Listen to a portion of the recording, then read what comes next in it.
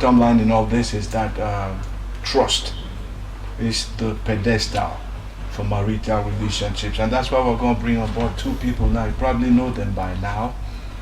Kenneth, welcome. Thank you very much, Divine. Good morning to you and to our viewers. I kind of paused to make the suspense ring out loud. You know, sometimes silence speaks louder than words. True. And I'm just going to be saying mea culpa because the tacit laws of gallantry warrant that we introduce women before men. Forgive me, madam. Madam Tato, welcome. Thank you so much. Right. Good morning. You see, every time you're here, Yes. we're just beaming with joy and satisfaction because the last time you came here, you wowed everybody. Oh, really? Oh, thank you for coming. Did I say it right? That trust is the cement for marriage? Of course. It's difficult to function in a relationship without trust. Right. It's the pillar on which successful marriages are built, successful relationships are built. Now you got it all, right? This is that period, that segment on the show where we bring tips for you to keep your marriage intact. Now, if you're planning to get married, this is the moment to stay glued on your seat and listen to these people. If you're already married, this is the moment to stay glued to that very seat and get advice that will make your marriage blissful from now till the end. Kenneth, I'll turn to you. Hey, Kenneth is the husband to her, right? So that's Madame Tato, right? Yeah. So we get this straight and then we move along and you understand better. How do you cultivate and sustain trust? Yeah, you see... You know, we just say trust, trust, but what is it? How do you cultivate and sustain it? I will first begin by saying that trust is one of those key factors on which marriage is hinged. Its absence in a marriage or in all other social relationships is a very, very serious issue. When you look at many marriages today, they are not at their best or near best because trust is absent or is at a very bare minimum. And this is caused by some people who maybe had some failed relationships in the past, some people had some negative experiences in the past, and they finally got hooked with their own husband or their own wife, and these bad memories keep ringing in their heads, and they have it very difficult to trust. And your introduction was very, very soul-searching. You said trust is in fact is to be invested in somebody who is reliable. So with these things, they think many people are not reliable. You hear a woman who say, all men are the same. There is no, if you trust a man, you want to surely have high blood pressure, and so on and so forth. Yet trust is actually a very, very important issue in a relationship, and you intentionally do two things: to build trust and to earn trust. Okay. Yeah. Like salary is to a worker like trust is to somebody in a relationship. 1 minute, I need to take that down. You said salary is to a worker as trust is to a relationship. Yes, well, maybe please take down your own notes. I will not come back to this anymore. Right? Right. You work to earn a salary. You have to work to earn trust. Trust is never given on a platter of gold, just like that. You earn trust because when somebody knows that when he or she trusts you, and you end up abusing the trust, or he or she will end up being ridiculed, he won't trust you. So you work to earn trust, and it is very important to do so because when you don't work to earn trust, somebody may trust you more than you deserve. Okay. And that's like building a mansion on quicksand. Yeah, or an improper fraction or overload or all those other descriptions you can imagine. So trust is is something you must earn, and when you earn trust, you must be very careful to sustain it because it takes time to earn trust, build it, and you can easily erode it in 1 second with one foolish act. And that directs me to you with this question. And so this is going to be all about being sensitive to the worries, the fears, and the problems of your partner. Yeah. being sensitive to the worries of your partner, being consistent in your action, Right. and being reliable in the things you say and the things you do. Let your actions align with your words. Right. For example, you don't have to say, I'll be home at 7 p.m. when my son has a birthday, and then you're coming drunk at 11 p.m. Oh, it's heartbreaking and it shatters trust. So once it's your son's birthday, your daughter's birthday, and you will be there, you are expected to be there at 7. You should make every effort to be there at 7. And in case there is an unexpected happening, we communicate. Okay. So we are all on the same page. Right. We live in a world today where we're on the fast lane. You know, you rush home from work, you rush into the bath. We're just rushing up everything. Yeah. In that way, it's tough to maintain trust, because you mentioned consistency. Yeah, one of the It is things, tough because you think I can do this in 30 minutes and you don't do it. You're caught up by something else. actually, she raised something which I want to elucidate. One very important thing to do to keep on the track is that it must be communication. Okay. Must be a good spice in the whole show. You must communicate well. If you say you were to do this and things end up proving that you can't go that far, communicate. Because when you don't communicate, somebody will keep depending on the previous arrangement. Okay. The previous agreement will still be the norm. But when you communicate and somebody now knows, or your spouse knows, that the previous arrangement has been shattered by this or this factor, at least the person will be able to, realign his or her own mindset and expectations to the status quo.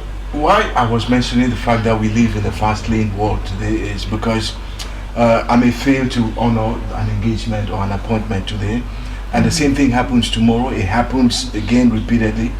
Your trust wanes when they keep on telling you on the phone, I can't make it tonight because of this and that.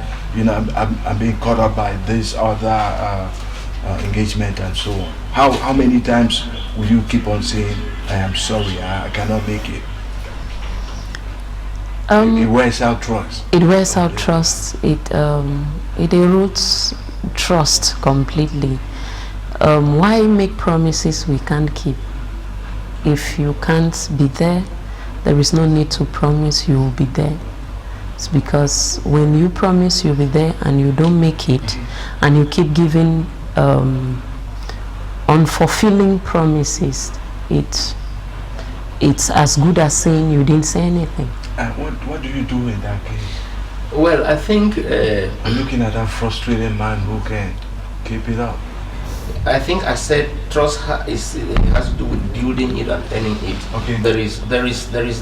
That thing is a two-way traffic. Right. Yeah, in that when somebody has consistently failed as against consistently living up to the expectations of the other one, there must be a rationality put into play.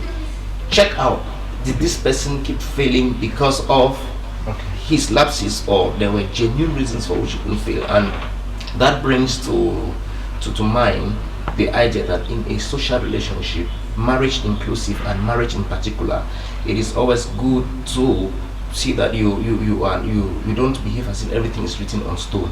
Be flexible, have an allowance that your spouse is a human being and can always be defeated by one or two things. So when you look at it, and in the course of the discussions, or in the course of your own investigations, or in the course of your own inquiries, you discover that the person has been consistently failing because of his or her unreliability, is something else. And for trust to actually be, to be built and end a relationship, emotional intelligence is very, very important. You must have emotional intelligence.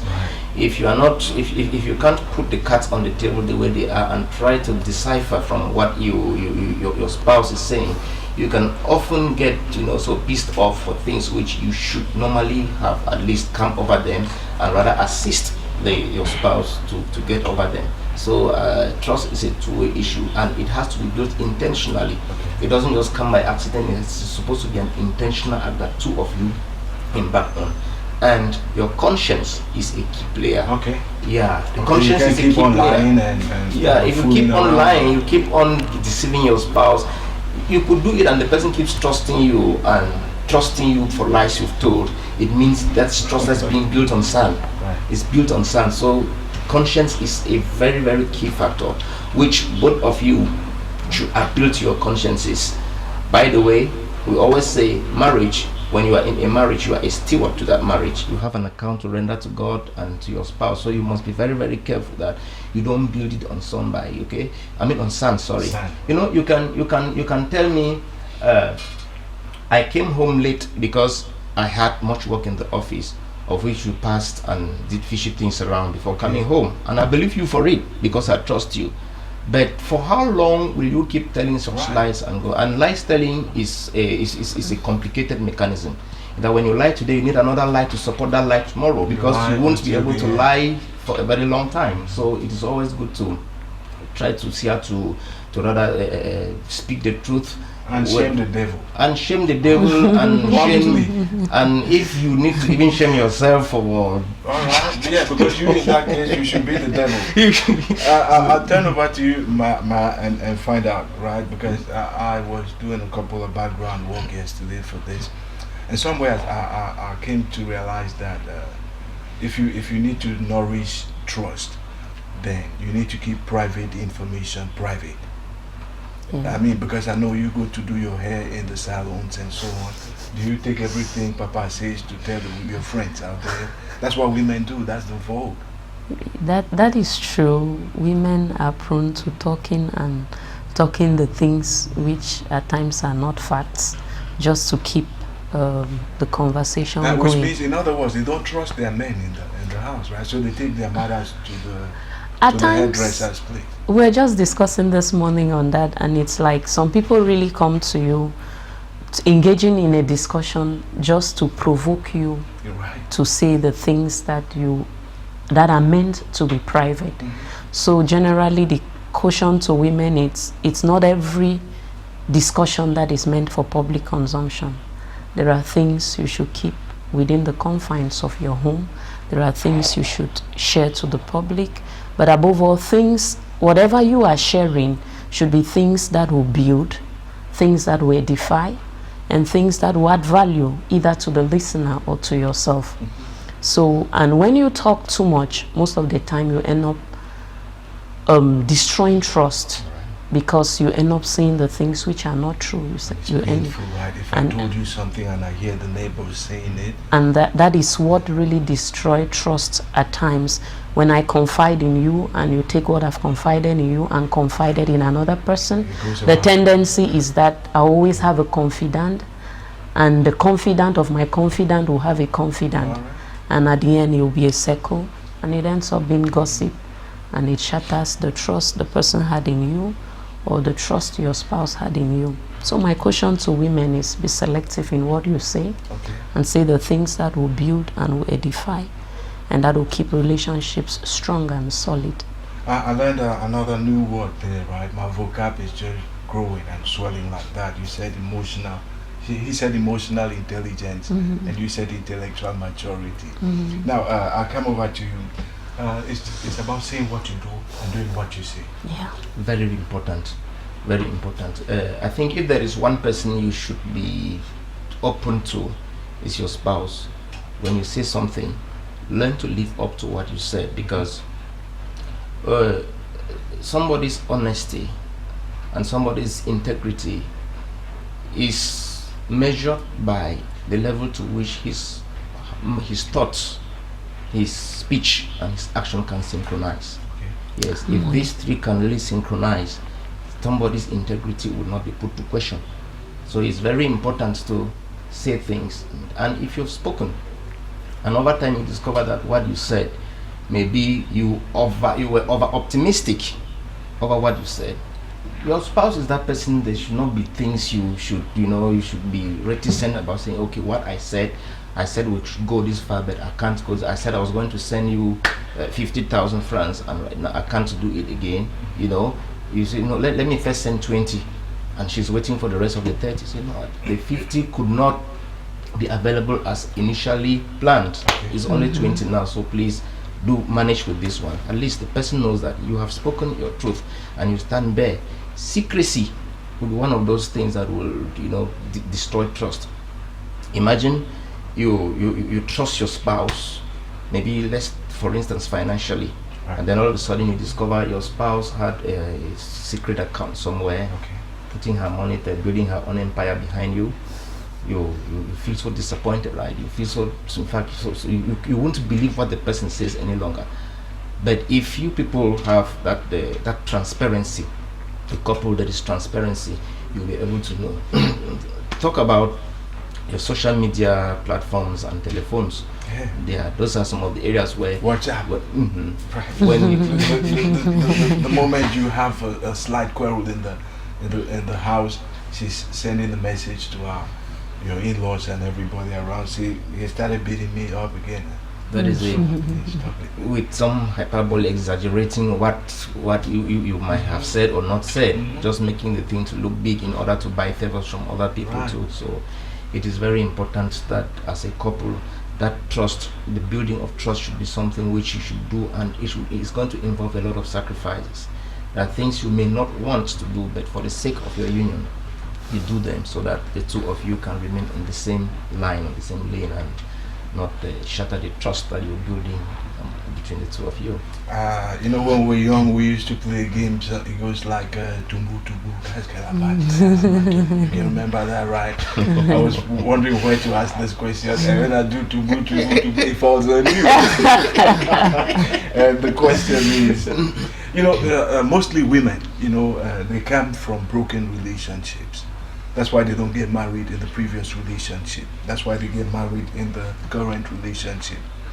How do you mend fences when it's the lack of trust that sent you away from the last relationship? Yeah. Because sometimes you just say all men are the same, right? They broke your heart. How do I trust this man now? Actually, to every general rule there are specifics. Okay. And in Africa, in our minds, men are the same. And but I can assure you there are exceptional men like mine. And, you see what I said? And okay, go ahead.